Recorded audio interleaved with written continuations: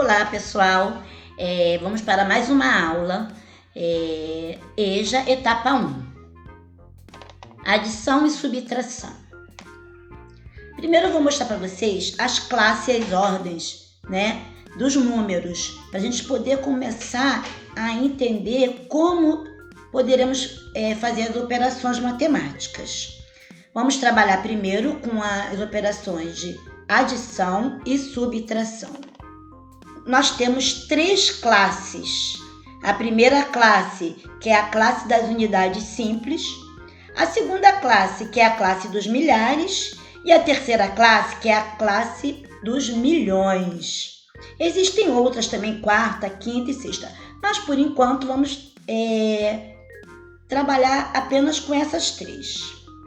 Na primeira classe, a unidade simples, nós temos 3 ordens. Cada classe podemos observar que nós temos 3 ordens. A primeira classe, nós temos a primeira ordem, que é a unidade, que vai do 0 ao 9, né? São as unidades. Depois vem a classe das dezenas, 10, 20, 30, 40, 50, 60, 70, 80 e 90. Depois vem a ordem das centenas, que é 100, 200, 300, 400, 500, 600, 700, 800 e 900. Quando para no 900, já vai para a ordem dos milhares, né? E assim sucessivamente. Por enquanto, vamos nos ater apenas nessa primeira classe, que é a classe das unidades simples, que vai ser fundamental para a gente poder dar continuidade às operações de soma e subtração. A adição de números naturais é a mais básica das operações matemáticas. Qualquer criança sabe adicionar, somar, né? Inclusive usando pedrinhas, dedo, palitos. Logo lá no início da educação infantil, as professoras já utilizam, né, da adição com as crianças pequenas. Então, adicionar é você juntar, somar, né? A gente junta e conta, né? Aqui nós temos os termos da adição. Os termos da adição são parcela, parcela, soma o total. Se houvessem 3 parcelas, eu ia parcela, parcela, parcela, soma o total. Tá? Então, esses são os termos que nós usamos para a adição. Agora eu vou dar um exemplo aqui de um problema. Lembrando que para resolver um problema, a gente precisa saber o que esse problema quer saber, né? Primeiro eu tenho que ler esse problema com bastante atenção. Após a leitura, eu vou buscar saber o que esse problema quer saber. O que é importante para esse problema. Após eu já descobrir, né, eu ver qual é a pergunta desse problema, eu vou procurar saber quais são os dados que esse problema me dá. Em especial os dados numéricos, não só os dados fornecidos pela leitura, também como os dados dos números, os números que esse problema me dá, né? Para que eu possa solucionar esse problema. Aí, assim que eu já tenho esses dados, eu vou planejar qual o tipo de resolução, como eu vou resolver, qual a operação que eu vou utilizar, né? De que forma eu vou fazer essa operação e dar essa resposta. Aí sim eu vou conseguir responder a esse problema. Mas não para por aí. Terminando essa resolução, eu vou verificar se essa resposta está correta. Eu posso utilizar outros meios para comparar, para ver se realmente a resposta está correta. Se eu tiver dificuldade, eu posso buscar algum modelo, algum exemplo que traga as mesmas situações, os problemas, tá? Então vamos lá.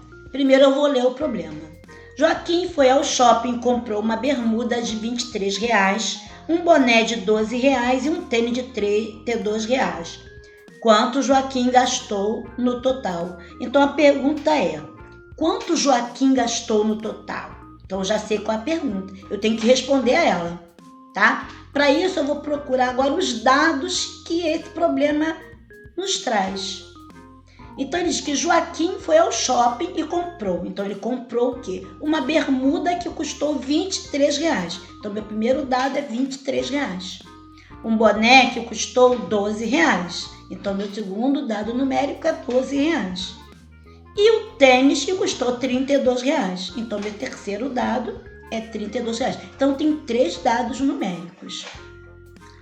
Agora eu tenho que saber qual a operação que eu vou utilizar. Meu plano vai ser buscar que tipo de operação eu tenho que fazer. Se ele quer saber quanto Joaquim gastou, então quanto eu vou ter que fazer uma soma, eu vou ter que adicionar. Eu vou utilizar a operação de adição.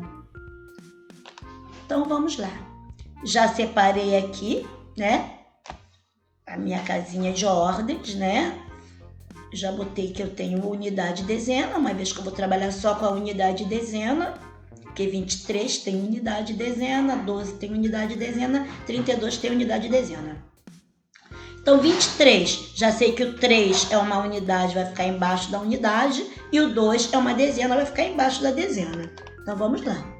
23, ó, 3 na unidade, 2 na dezena. E o boné 12, então, ó, 2 na unidade e 1 na dezena. Então, primeiro eu vou fazer essa conta. Para ficar mais fácil, eu vou resolver primeiro com 2 parcelas. Então, 23 mais 12, 3 mais 2, 5, né? Fácil, eu posso contar no dedo, no palito, com continhas, conforme eu quiser contar. 2 mais 1, fácil também. 2 mais 1, posso contar no dedo, 3. Então a resposta vai ser 35. Acabou? Terminou o meu problema? Já consigo responder essa pergunta? Ainda não, porque eu ainda tenho o tênis que ele comprou. Ainda tenho mais um dado numérico, que é o 32. Como é que eu faço isso? Agora eu vou pegar o resultado que eu obtive da primeira operação que eu fiz, da primeira conta, que é o 35, e vou adicionar o 32, né, que é o valor do tênis. Agora eu vou fazer a conta sempre da unidade, primeiro com a unidade. 5 mais 2 é igual a 7. Essa conta é fácil de fazer até pelo dedo ou pela mente, né? E 3 mais 3 são 6. Então, resultado, 67. Logo, a resposta que eu vou dar a esse problema, né? Que é que João gastou R$67 em compra no shopping. Feito isso, eu vou verificar se realmente está correto, né? Então, eu vou ver 23 mais 12 realmente é 35, 35 mais 3 é igual a 67. Então, a resposta está correta. Bem fácil, bem simples. Temos que perceber que existe uma sequência que nós temos que seguir, né? Vamos seguindo a sequência direitinho, que não terá erro, tá? Vamos agora para subtração de números naturais. O sinal da subtração é o sinal de menos, que lemos menos é esse tracinho horizontal, que lemos menos. Aqui eu também tenho um dado, aqui um dado aqui. A subtração é a operação inversa da adição, quer dizer, a operação contrária, né? Se não é mais, é menos, se não é menos, é mais. Então, ela é a operação inversa da adição. Vamos aqui, os termos da subtração. 84 menos 17 é igual a 67. Primeiro termo, o minuendo. Segundo termo, o subtraindo. E o terceiro termo, o resto ou diferença. Agora eu vou dar um exemplo, né? Primeiro eu vou ler esse problema eu vou procurar os dados desse problema. Vou procurar primeiro saber qual é a pergunta desse problema. Aí sim eu vou procurar os dados e vou ver qual a operação eu devo utilizar para responder a essa pergunta. Então vamos lá. Um feirante comprou 45 frutas, vendeu 33. Quantas frutas ainda restam? Então ele quer saber quantas frutas ainda restam. Então a pergunta é essa. Vamos ver os dados do problema. Um feirante comprou 45 frutas. Então, o primeiro dado que ele me dá é que ele comprou 45 frutas. Então, o dado numérico aqui é 45. E ele vendeu 33. Olha só, se ele comprou 45 e vendeu 33, essa conta vai ser de subtrair. Conta de menos, ele tinha 45. Se ele vendeu os 33, ele não tem mais as 33. Então, qual a operação que eu vou fazer? A operação de subtração, tá? Então, vamos lá. 45, olha o 5 na unidade, né? Na ordem da unidade, o 4 na ordem da dezena. A gente não pode esquecer esse detalhe, isso é muito importante. Menos 33, que é a quantidade que ele vendeu. Então, 45 menos 33... Fácil, conta fácil. 5, tira 3, fico com 2. 4, tiro 3, fico com 1. Conta fácil de fazer até de cabeça mesmo. Mas quem quiser utilizar ainda o dedo, os palitinhos, as continhas, né? Pode utilizar também. Resposta 12. Agora eu já posso responder. Quantas frutas ainda restam? Restam 12 frutas. Então, ó, terminei? Ok, terminei. Mas eu não acabei, eu tenho que primeiro verificar. A gente nunca deve achar que terminou e ir embora para outro problema. A gente tem que primeiro verificar se essa resposta está correta mesmo. Se eu tive alguma dificuldade, se eu tive que buscar outros recursos, né? Mas, não, como essa conta está bem fácil, eu posso conferir de novo. 5 menos 3 dá 2, 4 menos 3 dá 1. Então, eu não tenho dúvida que a resposta é correta. Então, aí sim, agora eu terminei o meu problema. A partir de agora, eu vou deixar para vocês as atividades envolvendo as operações de adição e subtração. Então, eu vou deixar aqui 4 atividades bem fáceis que vocês vão procurar fazer, né? Ou sozinhos, ou junto com alguém, ou em grupo.